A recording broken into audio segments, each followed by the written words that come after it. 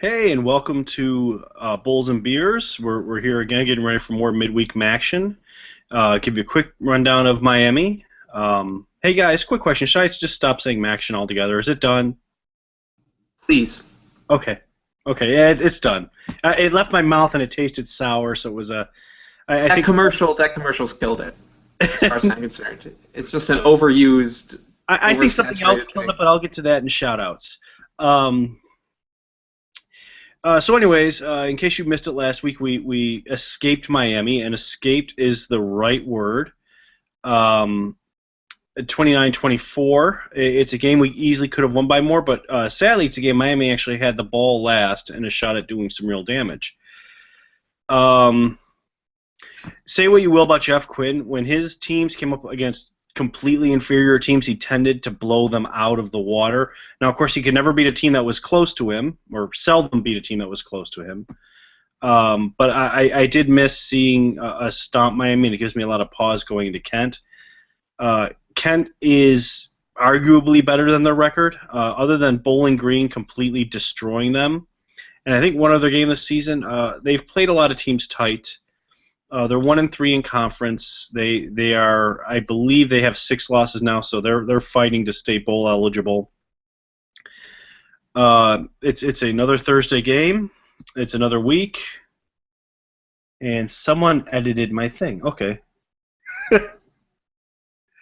Um, I'm sorry, guys. I put notes together before the game. I've had a heck of a day, and I come in, and the Bull Run crew has edited my notes, and I didn't have a chance to read them before we went live. So we're getting ready for a Bull Run, and it all starts against Kent. So can we go ahead and get rid of the flashes and line up? We'll talk about later, like, is this our must-win game of the season? I tend to stay away from those. I remember people saying, is Ohio a must-win game? Is this a must-win game? As has been beaten to death in the comments section of our blog. It all depends on what you're talking about. But I think at 4-4 and 2-2 in conference, we can now say this team should be going bowling. And if we're going to do that, Kent's a must-win game. If we lose Kent, it's hard to see us beating both Akron and UMass. And NIU is going to be just a heck of a challenge no matter how things line up. So, guys, must-win game. Is it time to start using that or not?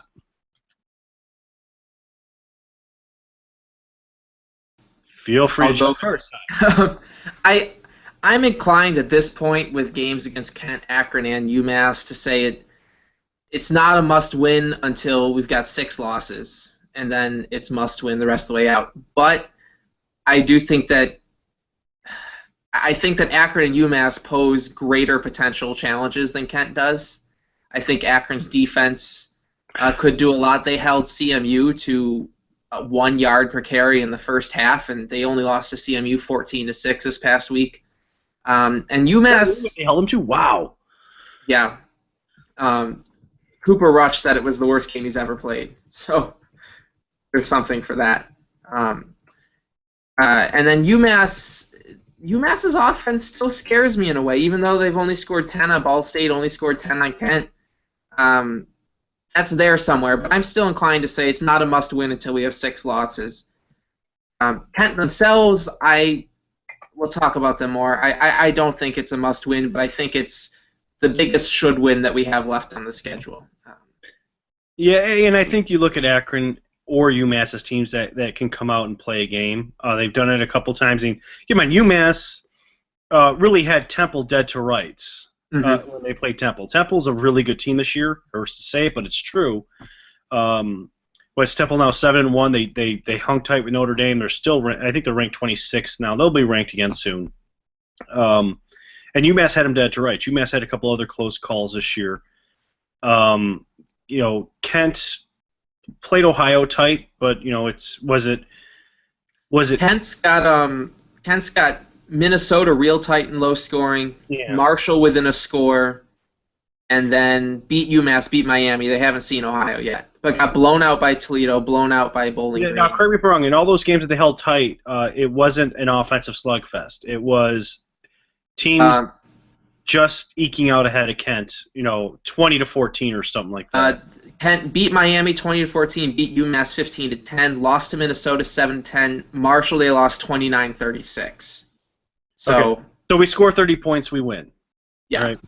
All right. So anyone else must-win game? I see, Matt. I don't agree with your assessment. I think if your last 3 games are against NIU, Toledo, WMU, then you call this a must-win game. I don't think we beat Akron and UMass if we can't beat Kent. I think this is kind of our show-me game. I agree with that. That if we lose to Kent, I'm very, very concerned.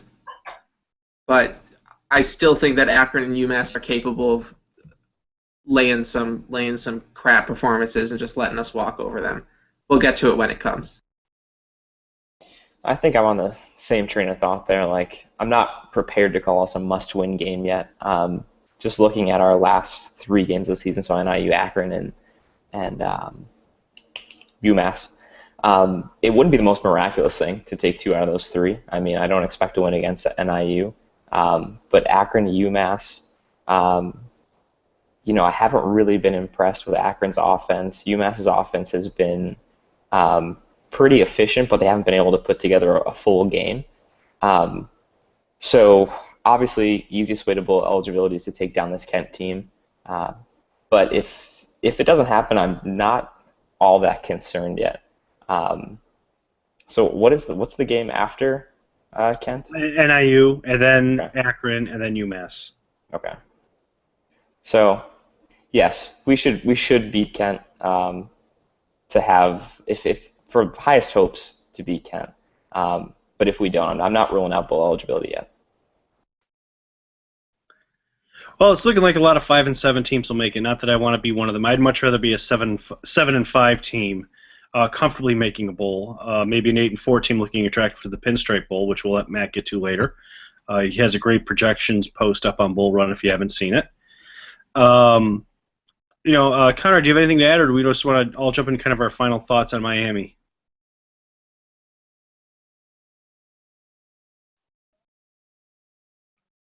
Connor, I can't hear you.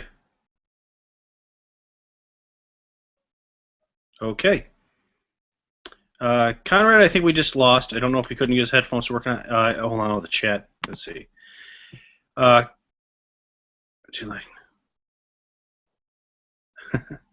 Hopefully Conrad will jump back on. In the meantime, we will move on to final thoughts for Miami.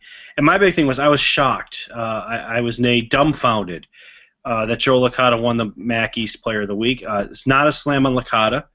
He played an adequate game. He did benefit from a couple of Miami defensive backdrops. I was quickly corrected by some guys. I don't know if it was in the backroom thread or if it was on the actual post on Bull Run, that really no one else in the MAC East played, and the teams that did kind of got thwomped. I mean, you had UMass and I believe it was Akron, both kind of just put up real offensive stinkers. So Licata got MAC East Player of the Week. Good for him. On paper, he had a decent game. But, oh, man, was he bailed out a couple of times. I'm not really confident. Kent is very, very good at stuffing the run. That's kind of their bread and butter on defense. They're a pretty decent defensive team. So this is going to have to be a pass to set up the run game. Just as ugly as that could be for us. We've seen it before. Matt, you want to add to that? Yeah, I thought we saw a step back for Licata against Miami from what we saw against Ohio, where against Ohio I felt Licata wasn't asked to do too much, and he never tried to do too much. And against Miami, I don't think that there was ever a really, really dangerous moment, but obviously he had that pick six, which I didn't actually see that play. I was on the wrong screen or something. But beyond the pick six, there were a few more drops that really, really should have been touchdown or turnovers, I should say. And Chuck Martin was all over that. I watched Chuck Martin's entire post-game presser. He's the Miami head coach, and he was all about. He stopped short of saying that they outplayed the Bulls and deserved to win. But he said that they had so many things break right for them and they couldn't take advantage of it. And I'm okay with how it shook out. I think that I was looking at Licata's numbers because he's approaching 9,000 career yards. He'll probably hit it 3 games from now. And his numbers still look pretty good compared to last year, except that the touchdowns are down. But it just seems like the decision-making is strangely different. And it was a very different, roughly 200 some yards than the week before against Ohio. Outside of Licata, or including Licata, I thought that UB really had broken Miami in the third quarter. They scored, Miami had that missed field goal, and then they scored again. And I said in the game thread, I said that should be the nail in the coffin and finish it. And then they did absolutely nothing in the fourth quarter. Was it 3 3-and-outs? It was 3 3-and-outs and a 3-and-out that ended in a blocked field goal. Credit to the defense for only giving up 7 points in the entire second half. I bend but not break or not. I was a little frustrated by how the defense gave up some big plays, or even not necessarily big plays, but chunks of yards at a time, and let Miami get rolling at times. But they only gave up 7 points in the second half, which I'm comfortable with 7.5 in each of the remaining 8 halves of the season. 10 halves of the season. I'll go with 14 points allowed. For the rest of the year. I am really ready to say that it was the short week and to chalk a lot of it up to that, but I need to see a good performance against Kent to believe that was an aberration because of the very short turnaround. Well, now, and remember, Kent's had 2 weeks to prepare for this game, whereas UB's had an odd week. That to me tells me more about scheme and preparation and game planning versus the offense getting both lines really not getting much of action in any direction really the entire game, and especially late in the game against Miami. I think there are places to look to see simply how people are doing physically and how people are doing when it comes to coaching and game planning. Yeah. That fourth quarter was so ugly it made me miss the commentary of Josh Cribbs. That I could have used levity. Drew, what are your final thoughts on Miami? So I guess the biggest takeaway for me is you look at Billy Ball, and he's a new guy. He's been pretty bad the starts that he's had. So he went 13 for 35, and obviously Miami's not worried about the completion percentage. That's not, they're not going to weigh the game based on that stat alone. But they were averaging over 17 yards per completion. So just huge plays. Sam Martin was just lighting it up downfield, and there were at least 3 or 4 plays over 40 yards, and that's just not really okay at all. So you look at Kent. Kent's not going to be lighting up the field, looking downrange for that long ball like Miami was. They're more of a short underneath route kind of passing team. But those big plays, we just have to limit the amount of those. And then also, like Matt said, just halting in the fourth quarter. I expect this game to be close, a defensive battle, not very high scoring. And if it's within a one possession, obviously can go either way. And if we have, that dead period, especially late in the game like that, it could get pretty ugly and not turn out the way we want it to. All right, and Conrad's not back, but we're going to move on without him and talk about our players of the game. Matt, you want to go first? I guess so. I thought for the second straight week, Jordan Johnson was UB's most reliable option on the offense. I know that Ron Willoughby had 2 touchdowns, and I do want to give a special shout-out for his concentration on that first touchdown. There's a great pick in kind of our options that we can use for posts of the ball in the air and him holding his hands out and catching it. But I really felt that Jordan Johnson's reliability and his ability to rack up consecutive yards, at least to avoid negative plays, although they had some trouble at times, is real good for the running game. It's something we haven't seen. I was disappointed to see UB get away from the running game in the second quarter. I feel that's part of why Jeff Quinn was able to blow out teams, is because he committed to it early and he stuck with it late. And I think, as we've talked about Joe Licata's season this year, I think that the running game's not being used enough. And Johnson went out and ran for 123 yards. He did have one long run of 48 yards. I don't remember on which drive it was, but he was real solid. And in the words of our favorite commentator, he's the type of running back who the quarterback just gives him the ball and watches him run. So it's good to have Jordan Johnson. Anthony Taylor's back in the 2 deep this week, and Jordan Johnson's still listed as the starter. So I'm expecting another pretty solid bruising ground game from him. Yeah, you know, it gives a lot of a lot of good feelings about next year. We're wondering with Taylor gone, and Hawkins will only be a sophomore. I know you got two solid guys back there. I'm going to go with Tyler Grassman because, as Matt said, the defense bent a lot. It was a field position game, and there were a lot of times where Miami was starting deep in their own territory. A lot of kickoffs went out of the end zone. I feel like really that's the unheralded part of special teams that played a big part in our win this week was just making Miami work. I mean, they can go 50, 60 yards in a drive and still be out of field goal range. That's good work by the punting team. Drew? Yeah, so I'm going to take DeAndre Montgomery. So I probably would have taken Jordan Johnson if I had to pick a UB player, but in order to reduce redundancy, I'll go with someone from Miami. So he was the defensive back who dropped the easiest interception. I played football for 1 year in my life, and I could have taken that thing to the house if I had the chance. So UB was at the 20-yard line, right in the red zone, and ball floated right in his hands, and he was looking at the end zone, dropped that sucker, and continued the UB drive, which I think ended up with them trying a field goal and running into the kicker for the second time. So had Miami intercepted that ball, would have put them up, barring the extra point. And then again, talking about that fourth quarter dead period, who knows how that game would have turned out if he would have scored on that play. So I'm going to give it to DeAndre Montgomery for helping us win that game. Strong game picking a player from the other team for screwing up as our player of the game. I like that, and UB should mail that boy a football. I think we need to.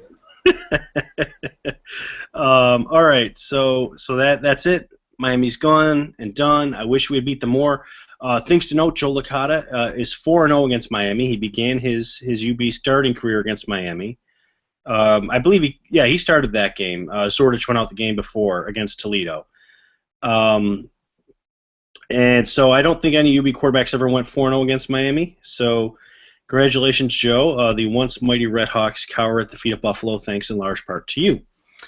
Now on to Kent, and the big question is, can our offense get it together? Because, as we said earlier, you see from Kent's close games, the way they keep them close is by keeping the offense off the board. They're not going to keep up with you in a firefight. If UB can put up 4 touchdowns, 5 touchdowns, I don't see them having a problem win this. But can we do that? What do you guys think about the Kent game? I like the look of our defense. I was grumbly against Miami about how much, and I just said it in the show, how many yards and bigger plays Miami was able to roll up, and Conrad has corrected me at times that this is the point of a bend but don't break defense, and I understand that, and I'm happy with the defensive play in all but one game this season. But against Kent, I'm really seeing a team that our defense can take advantage of. They've had probably about a 60-40 split between Colin Reardon and George Bolles at quarterback, and the two of them combined are completing just over half of their passes. They've only got 7 touchdown passes in 8 games.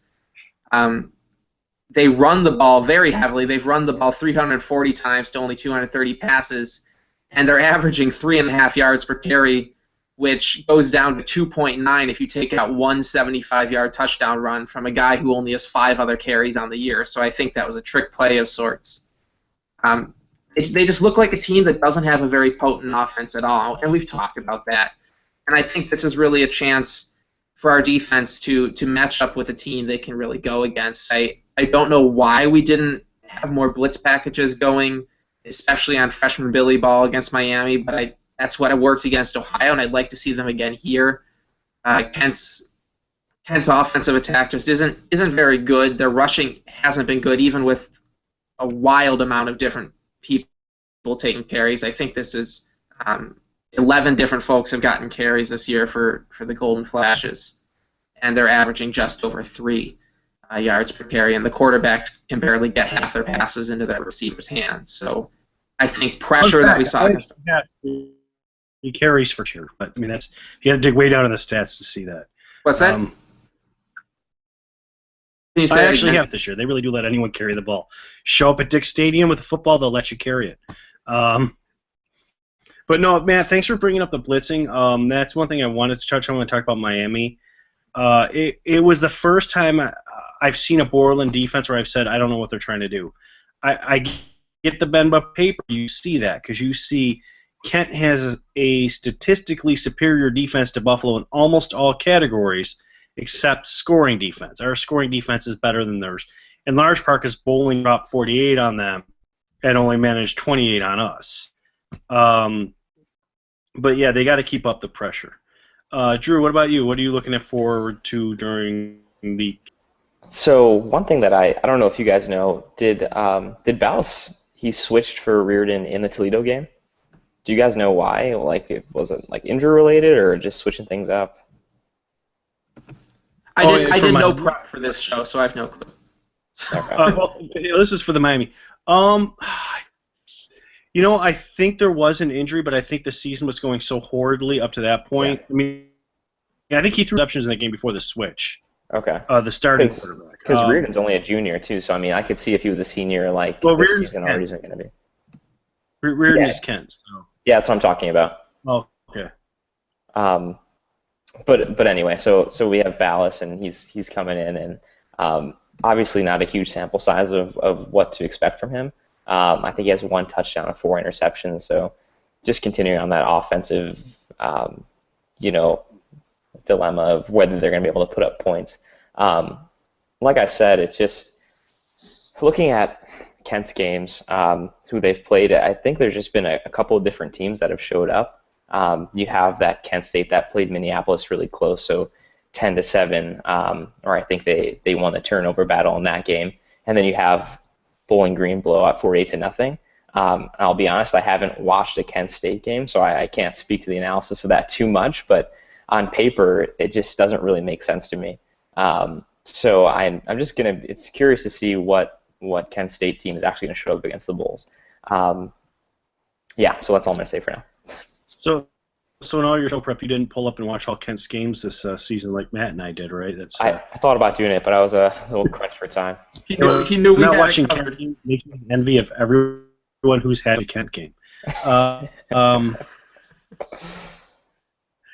All right, so keys to the Kent. For me, that's going to be consistency. I think that fourth quarter was disgusting. That fourth quarter to me was harder than any single part of the Stony Brook game from 2 years ago. It was so. Oh my goodness, Tim. It was that bad. 12 out, 3 and out. Yep. Let him drive down the field. I've already dealt with a lot of stressful situations that UB has won this week, and now you're bringing up Stony Brook as well. I'm totally giving up on the women's soccer weekend and just moving forward, and now you're bringing it up more. Just saying. I don't generally hang on ugly losses, right? At the end of the day, a win's a win. Mm-hmm. But, I mean, I came out of Miami really concerned. I was thinking we'd go in there, we'd beat Miami. I think someone at the top of the game thread was actually, Buffalo's only a 7-point favorite. This is a sucker's bet. Everyone who picked Buffalo lost money. Yeah. Right. I was thinking that was a 10. Agree. That was a really painful stretch, and I said in the game thread when they scored, I said they might not even need the onside kick the way our offense is going to get the ball back for a chance. Yeah, I know. To They're win. just kicking. And they did onside kick, and they still got the ball back fine because we couldn't do anything. So it was. I agree that it was painful. There are just some things I don't want to think about, and Stony Brook is one of them. Yeah, fifth more consecutive minutes of football like that this season, it'll be very hard to get this team into a bowl game. That would cost us against a marginally better team than Miami. Mm-hmm. I mean, if it's everything. If you have a lead against NIU and you do that, you lose. If you have a lead against UMass and you do that, and you lose. Mm-hmm. Akron, I don't know. Their Akron, offense. your lead might only be 2 instead of 5. Or 8 instead of 14 or 12, whatever it was against Akron. I mean, any team whose offense has shown the ability to move the ball, even in stints, if you do that to them for a quarter, they're going to eventually, break your defense down for a touchdown. It's just going to happen. Mm-hmm. Miami did it. Miami, scored 7 in that half against us. Yep. And honestly, I'm a big believer. If they had 45 more seconds to that game, they could have won it. Just the way they were playing. All right, so Drew, what are your keys to the game? Yeah, so I think that this game's going to be won by whoever has the better defense, and that might not be statistically speaking. Obviously, the Bulls have shown that they can use that bend but don't break defense effectively. So whoever has the better defense at stopping scoring, I know that sounds like a Josh Cribbs analysis. The other team that's going to win is a team that holds the other team to fewer points. Yes, that's my analysis. It took me a long time to come up with that, but other than that, I think field position is going to be a huge factor. So we talked about Tyler Grassman a little bit, how he had a really nice game against Miami. But also, Kent State has more penalties than UB, and I know UB started out this season pretty awful in that category, and they have gotten a little bit better. But Kent has over 700 yards of penalties, and UB's only at 600. Only. Only at 600. So, I mean, if we can get them to move the ball with that yellow flag instead of our offense doing it, I'll take it. That's fine. Yeah, but it felt like 400 of those yards came against Penn State. So, I don't know what outside of Penn State. Yeah, that is true. Penn State, and who do we play right after Penn State? FAU, we had a lot of penalties. Nevada was penalty bad, too. Have you noticed the false starts have gotten better this season? Mm-hmm. The offensive line in general has gotten better, but Dylan Guy is out this week, and Robbins Joseph is starting, and he had a pretty costly penalty against Miami that killed a drive. So, but I think we had 2 offensive linemen go down, and there's only one change in the offensive line in the depth chart. So somebody else is okay. Alvis was the other one.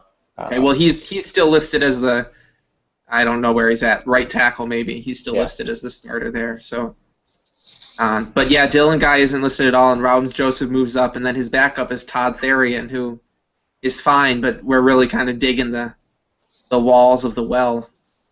Right now on the offensive line there. I think you might see whoever the left guard's backup is flip over before you see Therian get into the game. But the offensive line penalty-wise has been better. Yes, that's...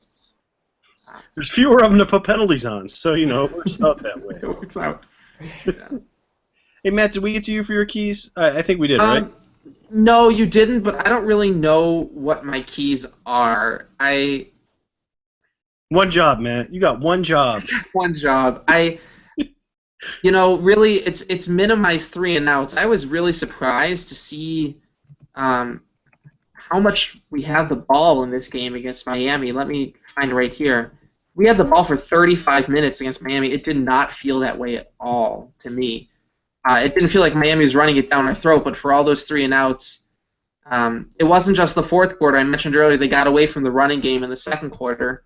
And let's see if I can pull this up quickly enough to but even while you pull that up, but even while we were getting 3 and outs, we were killing clock. I mean, we were, run the ball, wait till there's 1 second left on the play clock, run the ball, wait till there's 1 second left on the play clock, pass the ball, maybe complete it short, wait till there's 1 second left to punt. I mean, right there, you've killed 3-4 minutes a game.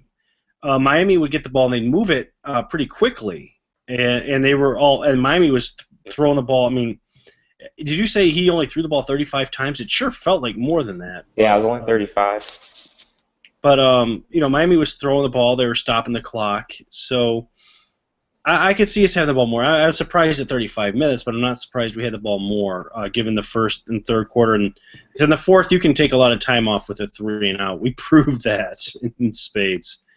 Yeah, and as I'm looking at these drives, I was thinking specifically of our last drive of the first quarter where they started out with a 20-yard pass to Weiser that got wiped out by an illegal block from Marcus McGill. And then their next drive after Miami tied it up at 10, the next drive after that was one pass for a first down, and then they went 3 and out after getting that first down. And I guess there weren't actually that many opportunities to get away from the run. There was a stretch in here somewhere where UB just got pushed backwards at the beginning of a few drives and couldn't get the run going, and I can't find it now. I'd like to see the offense, even if they're not scoring, win that field position battles. I guess I'm going for. You alluded to it in your player of the game with Grassman. that means not just having some solid punts and not just having good kickoffs, but it means not going 3 and out, and maybe even if you don't have a successful drive, getting 2 first downs and moving it to the 45 or to close to midfield before you punt, and then kind of putting it backwards. I think in a game where I think the defenses are the strength of this one, forcing Kent to move further than we have to move will kind of be a big underrated battle beyond any specific position matchups. Boise Ross on the edge or Jordan Johnson inside or anything like that. That's the other thing too you brought up is kickoffs. Is we've been atrocious at kickoff coverage. I can't really figure out why that's been, but if it doesn't go out of the end zone, I get afraid of people taking it out because it could go from 40 to midfield pretty easily. I mean, Tyler Grassman has tackled, I think, 3 returners on the year. They shouldn't get that far. It's not okay. You were around, Drew. That's been since 2008. I mean, I was going to say, Drew, you graduated in 2015, right? Yeah, so you were around for kind of the 2010 to 2012 era. I didn't follow. Cover a damn kick, that we called it. Cover a damn kick. Cover a damn kick. This year it's or not touch good. the damn ball. Those are the 2 things. That was a special teams nightmare we lived under for several years. Yeah, I still can't believe that Marcus Rivers became a decent player because for 3 years everything you threw at him was dropped. And then on the other side we couldn't stop anyone on kickoffs, which they've been bad this year, but to me I'm still living under that shadow, and I'm thinking, all right. I know. Every time they tackle him at the 35, I'm like, oh, whew. Yeah, we dodged the ball there. Oh, they're starting at the 40. All right, we got 60 yards for a while, of room. Conrad actually did a really nice post some years back, if you want to Google for it, about the advantages of just kicking it out of bounds every time. Yeah, that's the level we were at. Yeah. Just line up and kick it out of bounds. That's what we should do every single time. You got 35 yards to hit it, where just aim for that sideline. Aim for the sideline. And there was a time when it might have really been worth it. There were several games, I believe it was in 2012 or 13, there were several games where UB would have been better off kicking it out of bounds every time they kicked. And what one was, I think one might have been the Georgia game. Yeah, the Georgia game was definitely one. Where again, we had a kickoff return for touchdown, just completely killer momentum. Todd Gurley, the first time Todd Gurley touches the ball in college, he takes a kickoff 102 yards against Buffalo in the opening score. Nice to be a part of history, isn't it? Nice to be a part of history. Conrad has weighed in and said that he won't be back tonight. In all caps, don't know what's wrong. So I've sent him like 3 points. That's why he's doing it. Okay. I put one calm message in there that just said, "Hey, do you need another invite?" And then 15 minutes later, he's come back with all caps. So Conrad, should I invite you again if you're watching? Just let me know. You know my phone number. Just text me. Actually, you might not know my phone number. Anyways, joke's over.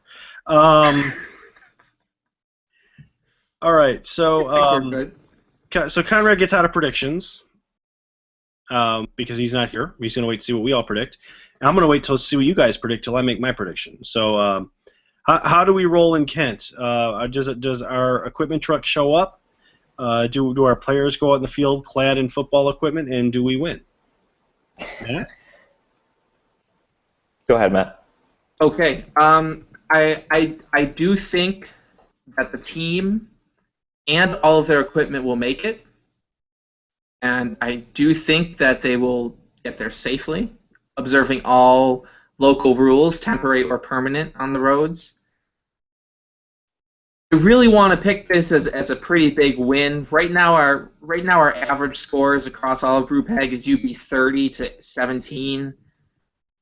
I, in my head, think it's going to be lower than that, but I'm at the point of the season where I really don't care about Group Ag anymore. So I'm just going to go with my heart and say 42 to 10. If we get that, I'm going to move up the table a little bit, and that would be nice. But I just am having fun with it now. So 42 to 10. I am not going to. I'm not. I'm actually really surprised that the average score is 30 to 17. We have a lot. I think we have 4 different people who have picked 31 to 17. Wow. I mean, I hope they're right, but I don't see it being that high scoring. Like I said earlier, I think it's going to be a defensive shootout. So I have 17-13. Just with that field position, and obviously both kickers haven't been that great, so I don't expect more than a couple field goals here and there. So I think 17-13 is a pretty safe bet. But then again, I'm not winning by any means, so probably shouldn't listen to my picks. You're actually tied with me, and I just gave up on my season. So. Okay, so I should probably give up then too. actually, now that I look at it, we've climbed up to within 2 points of John McWhinney and Tim Reardon.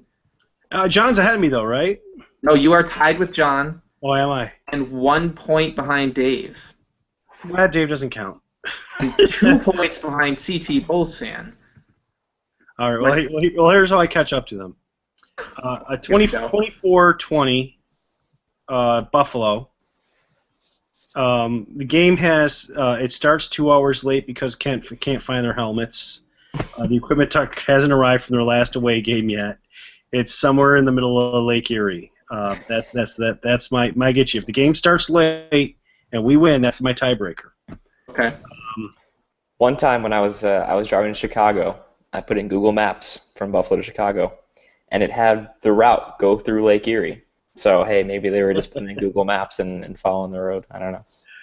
And just a warning. For those of you who have not ever had the privilege of driving through Northeast Ohio, it is a speed trap hell.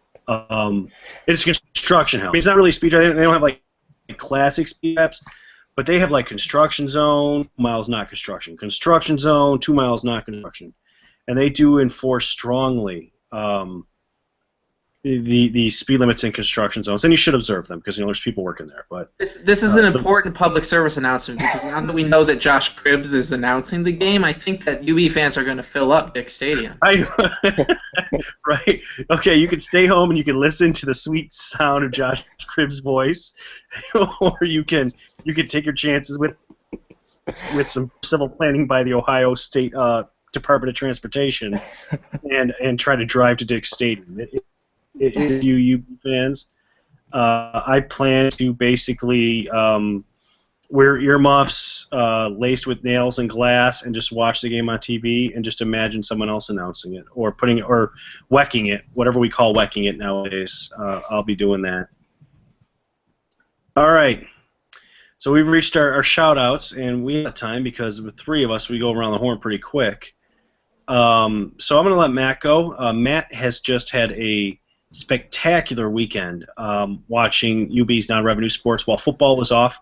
It seemed like everybody else in the freaking world was winning, with the exception, I think, of volleyball, who, even though they didn't win, other action around the conference won for them. So, Matt, why don't you go ahead and just give a quick rundown? Yeah, we're really kind of on a 3-weekend run of really good news across the board. The only team that I'm kind of disappointed with right now is cross country, who did have the MAC championships. Both men's and women's cross country were led by freshmen this year, and on the men's side, Jack Jibb was kind of injured late in the season, and we thought he was going to be back, but he and both Andrew Burge were injured, and I thought they were good enough to finish 3rd this season, maybe 2nd, and they ended up finishing 5th or 6th, which was really, it's an understandable letdown was letdown. On the women's side, Sharday Henry is the freshman to know, and they ended up finishing 5th, which was an improvement over 7th the last 3 years, but I thought they could do 4th. That's really the only team that's let me down. Quickly, you mentioned volleyball went 1-1 this weekend. That first win gave them a 3-game winning streak. There was a point in this season, not even 3 weeks ago, where we thought volleyball might not win. 4 weeks ago, we thought volleyball might not win 4 games all season, and now they're up to 5 in conference. They're a full game clear of Eastern Michigan for the 8th seed, and they are actually sitting 7th with a tiebreaker over Central right now, a tiebreaker that won't go away.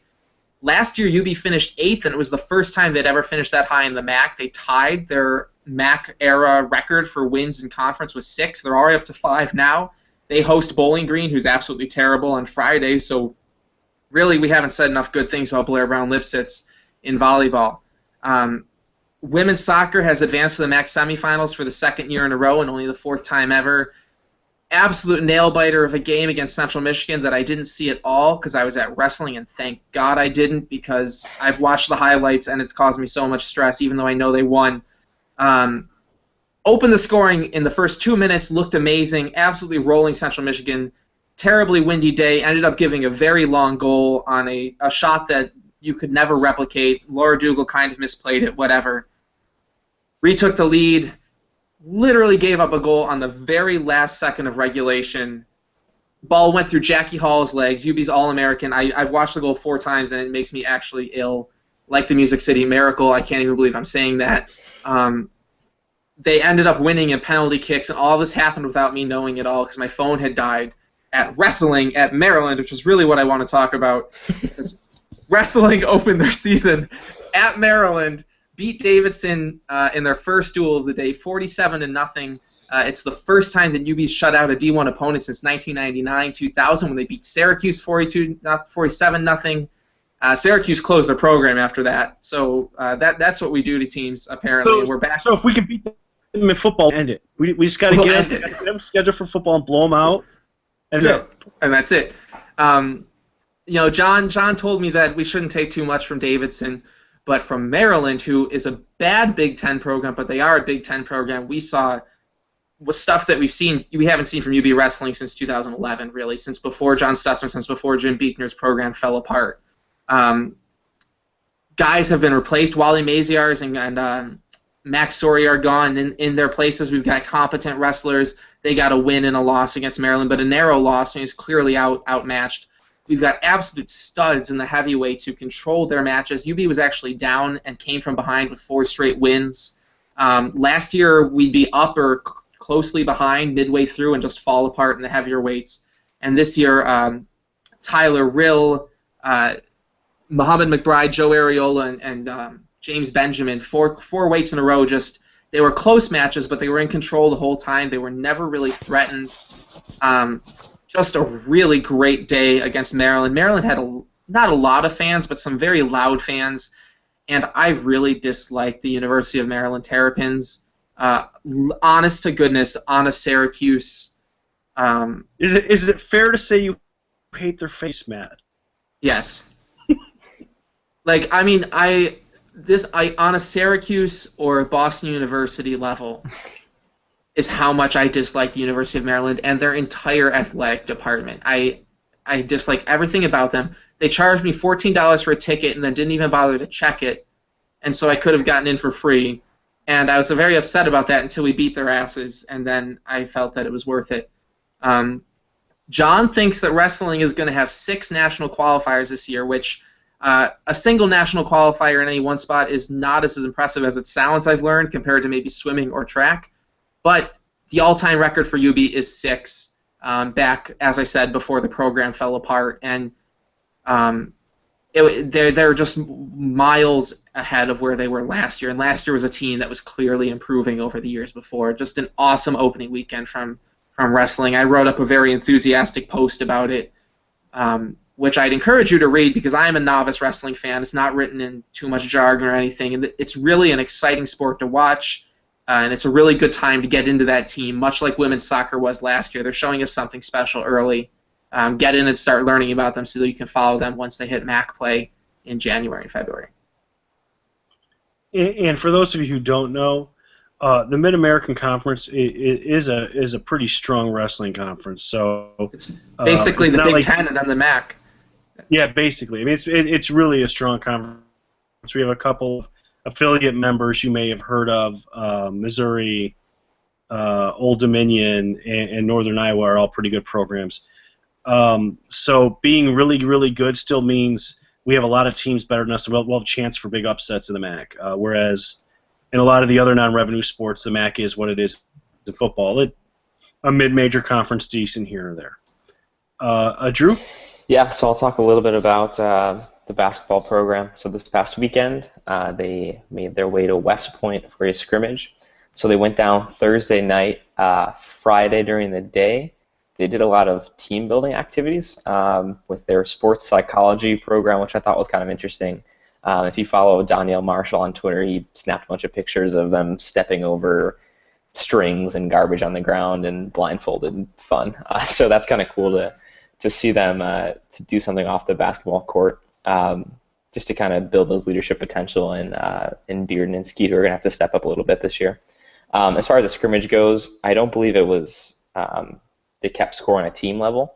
I don't really think that's what they're looking for in these kind of things. But they did keep score for individuals. So Willie Connor had 19 points. Nick Perkins had 17 points. Those are the two that Nate Oates called out in his radio show today. So obviously there's some scoring potential there, which I kind of like. He talked about Nick Perkins' ability to shoot the three ball, which is kind of nice to have a 6'8" power forward that also is a deep threat, which we haven't really seen as of late. So, but yeah, just a couple takeaways there. We got Damon this Friday, first exhibition game. That's going to be broadcast on ESPN3 from Alumni Arena, and I'm really looking forward to it. All right, I had a shout out and a thought, and I can't remember the shout out. Shame on me. So I'm going to start with the thought, and hopefully it'll come to me. The thought revolves around ESPN3 and our weeknight games.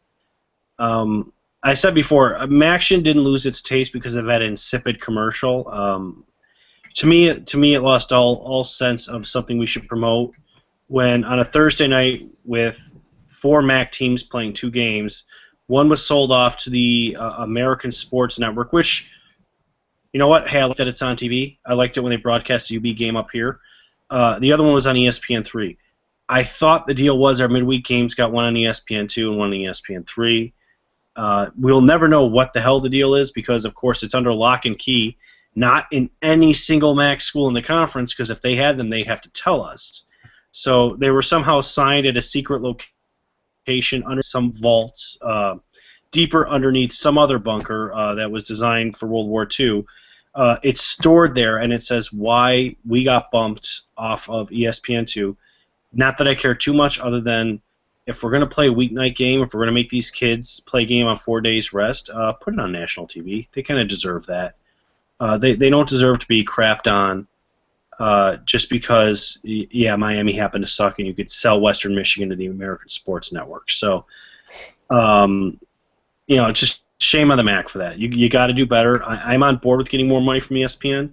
I'm even on board with ESPN owning a lot more of the rights than I know other fans are. But if you're going to do crap like you pulled this past week, you got to let us know what the deal is. And that's all I got to say about that.